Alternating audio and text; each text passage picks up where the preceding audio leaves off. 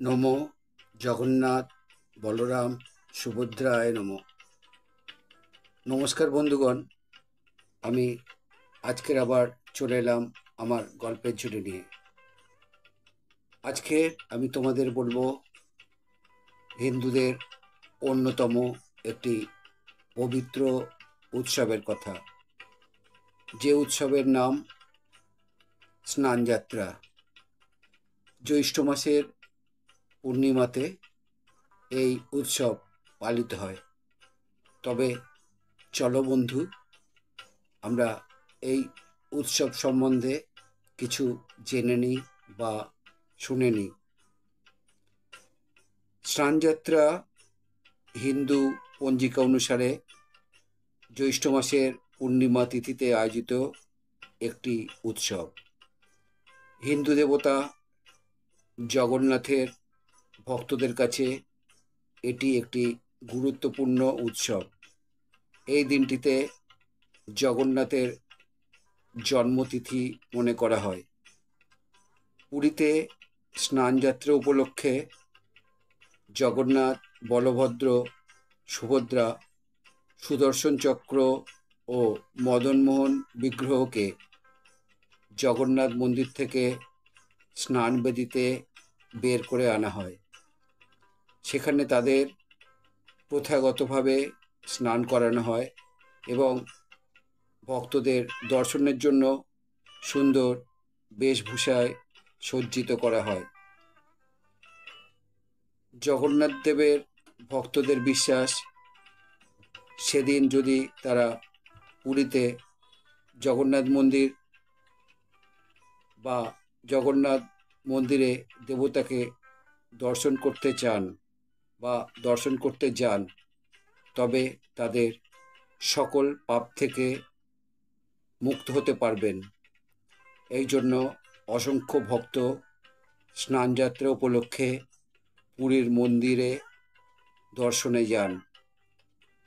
স্কন্দ পুরাণে বলা হয়েছে, পুরীর মন্দিরে বিগ্রহ প্রতিষ্ঠার পরেই প্রথমবার রাজা ইন্দ্রদ্যুম্ন এই অনুষ্ঠানের আয়োজন করেছিলেন।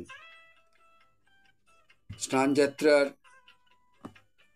পূর্ব সন্ধ্যায় জগন্নাথ, বলভদ্র, সুভদ্রা, সুদর্শন চক্র ও মদনমোহনের বিগ্রহ একটি বিশাল শোভাযাত্রা সহকারে মন্দিরের গর্ভগৃহ থেকে বার করে আনা হয় স্নানবেদিতে।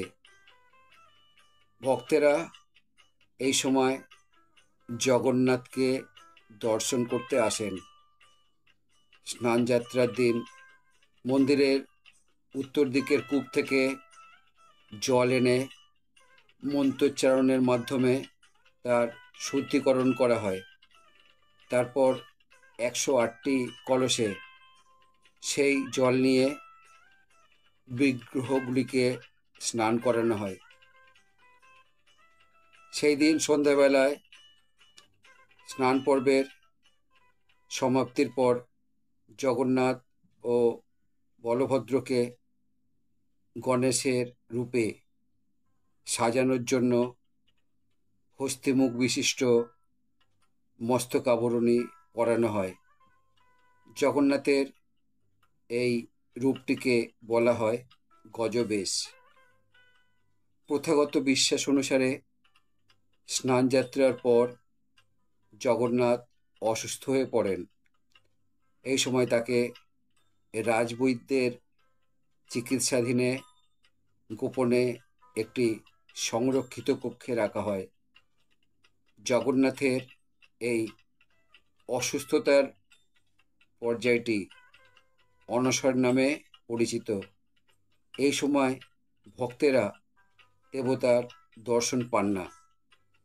তাদের দর্শনের জন্য বিগ্রহের পরিবর্তে মূল মন্দিরে 3টি পটচিত্র রাখা হয়। এই সময় ভক্তেরা ব্রহ্মগিরিতে অলরনাথ মন্দিরে যান। তাদের বিশ্বাস যে অনশর পর্যায়ে জগন্নাথ অলরনাথ রূপে অবস্থান করেন।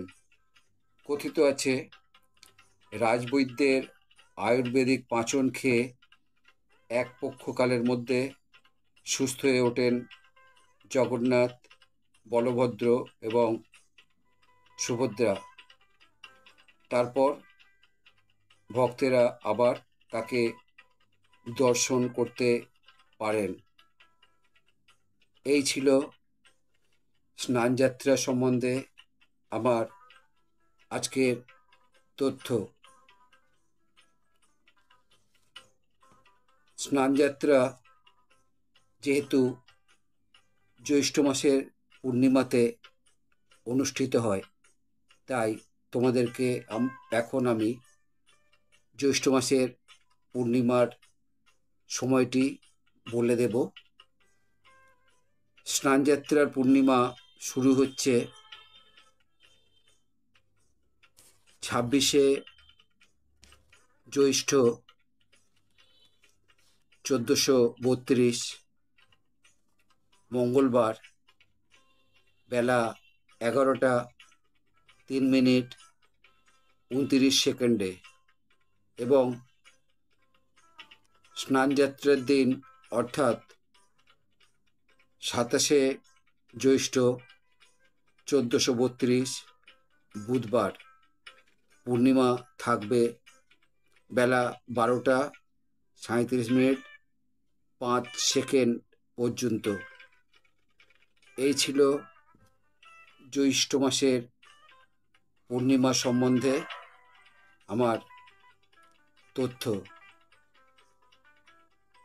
আমার আজকের এই প্রতিবেদন যদি আমার বন্ধুদের ভালো লাগে, তাহলে আমার চ্যানেলে এসে লাইক, শেয়ার, কমেন্ট করবে। আমার চ্যানেলে নতুন বন্ধু হলে চ্যানেলটি সাবস্ক্রাইব করবে এবং নতুন পুরানো সব বন্ধুর কাছেই আমার একান্ত অনুরোধ, আমার চ্যানেলের বেল আইকনটা অন করে রাখবে।